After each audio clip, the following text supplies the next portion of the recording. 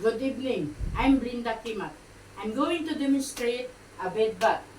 Bed bath is a method of washing a person's body when they are confined because they know how to bath themselves in times of injuries and illness. Before we start, we have to do a proper hand washing to protect our patient and myself as well from infection and cross-contamination. We have to close the door, fix the curtain, and ensure the light to secure our patient's stability as well, and adjust the room temperature. Before doing the bed bath, we have to look the patient's chart and the doctor's order to ensure what's the doctor's order in the bed bath with the patient. Then prepare our materials needed. The 3 basin with water, the gloves, the roll-on, the bath towel, the rubber pad, and the cotton balls. Ma'am, good evening. I'm Linda Kimat. Tonight, I'm your caregiver. We're doing a bed bath. May I know your name, please? Ma'am Bibi. You're Ma'am Bibi. Tonight, I'm going to make you a bed bath. If you feel comfortable or not, just let me know and ensure to feel your fresh after doing the bed bath and you feel comfortable in sleeping. Ma'am, we start now. Assist the patient's head. You have to put the pillow here. You have to assist the patient. Lay down. Then, have to put the rubber sheet in the patient's head.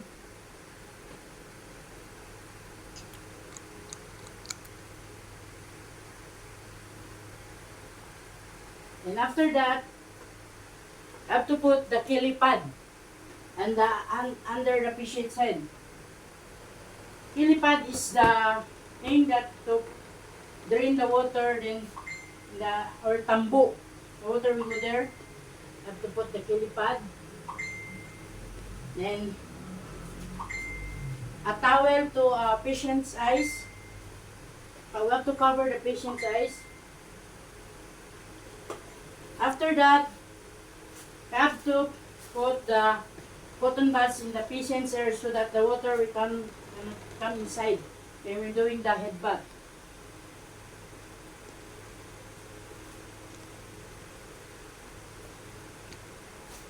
Okay, we're done putting the cotton bud.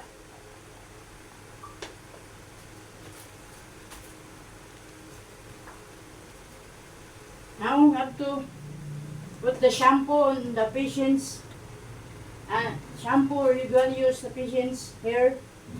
Before that, have to put the bath towel on the patient under the neck of the patient so that the patient may able to going to put the water for protection of her.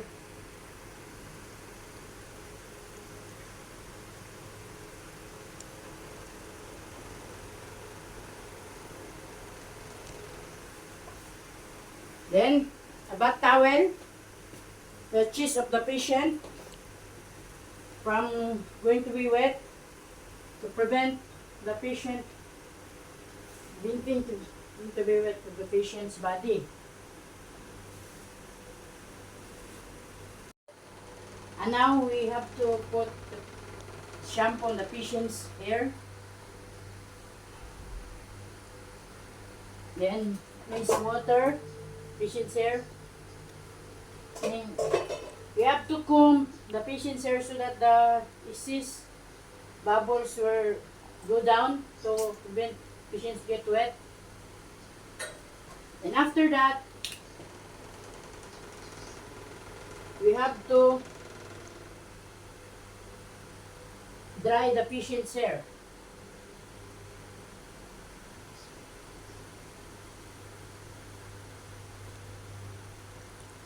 And now we have to move the patient's head towards the nurse side of the bed.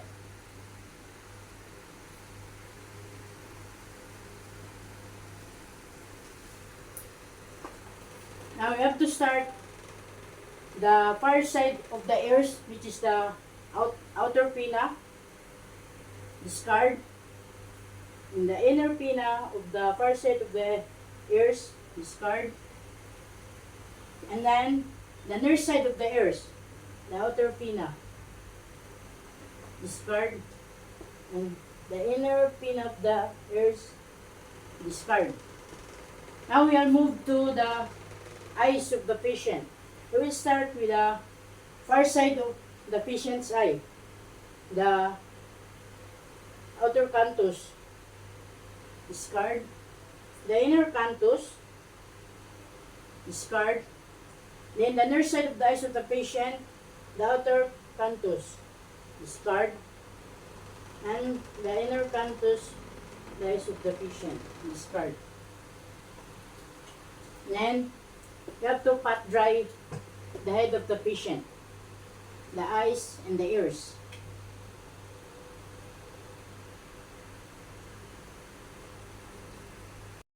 And now we have proceed to clean the patient's nose. You have to use the cotton buds. You have to start in the far side of the nose, discard, and the nurse side of the nose, discards. And after that, you have to brush the teeth of the patient. Since the patient was able to brush herself, she can do to brush it herself. So, now we proceed to the forehead of the patient.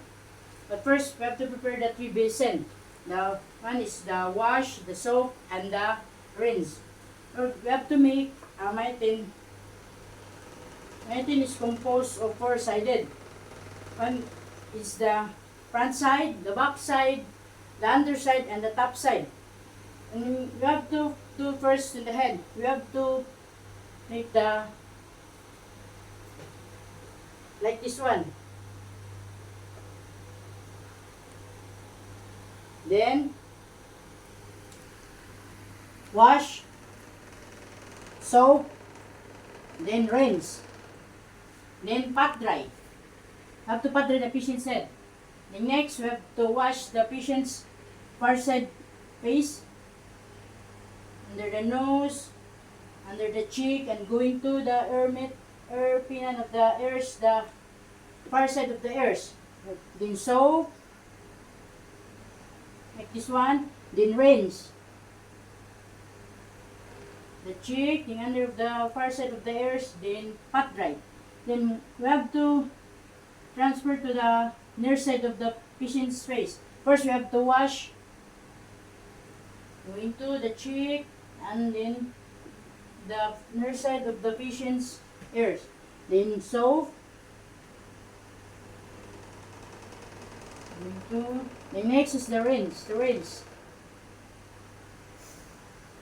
then under the nurse of the ears of the patient, then pat dry.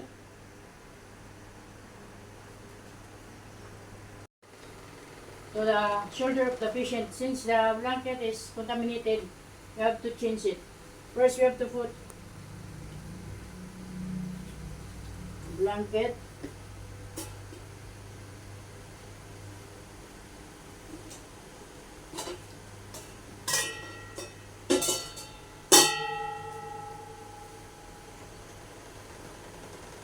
then we have to start the far side of the patient's shoulder. You have there here the basin with water in the hands of the patient, then pat dry. The next is the shoulder of the patient.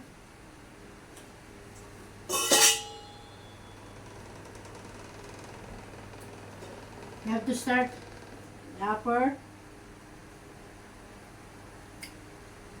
Then under the patient.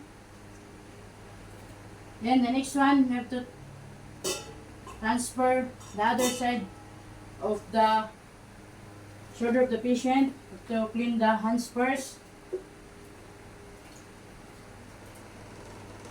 Then you have to pat dry. Next, the shoulder of the patient.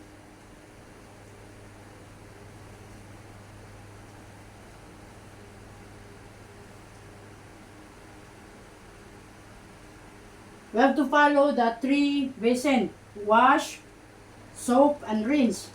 The far side of the shoulder and the near side of the shoulder. The 3 basin. Then pat dry.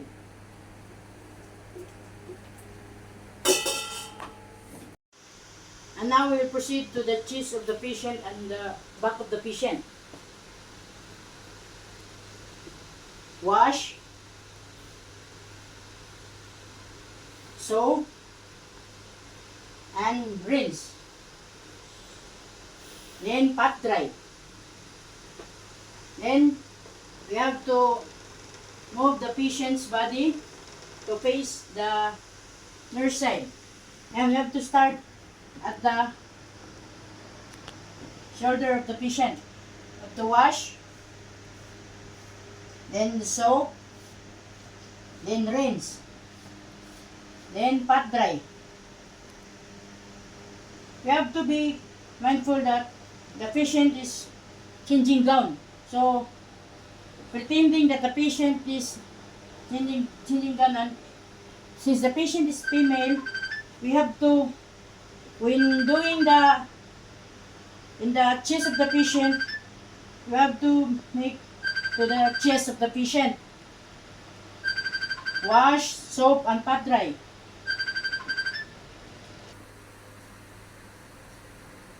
And now we proceed to the legs of the patient. First, we have to the far side of the legs of the patient. We have to wash patient's feet, then pat dry, then get a towel, make a mitten, wash the patient. We're going to wash, then soap, then rinse, then wash the upper of the legs of the patient, then soap, then rinse, then pat dry, then move to the near side of the patient's legs. We have to wash the feet of the patient, then pat dry, then make a mitten, wash, soap, then rinse. Then the upper legs of the patient, wash, soap, and rinse. Then pat dry.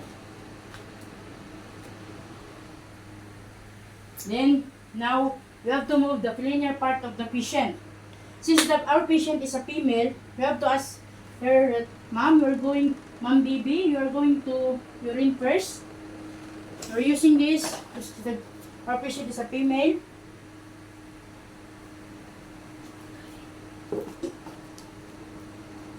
Then after the patient's urine, we have to move then imagine that this is a forceps, then cotton buds. You have to, when cleaning the patient's private part, don't touch it because it's infection. You have to consider receiving stroke of the patient's vagina. Wash, soap, rinse, discard. Wash, soap, rinse. Make it 7 times. Then after that,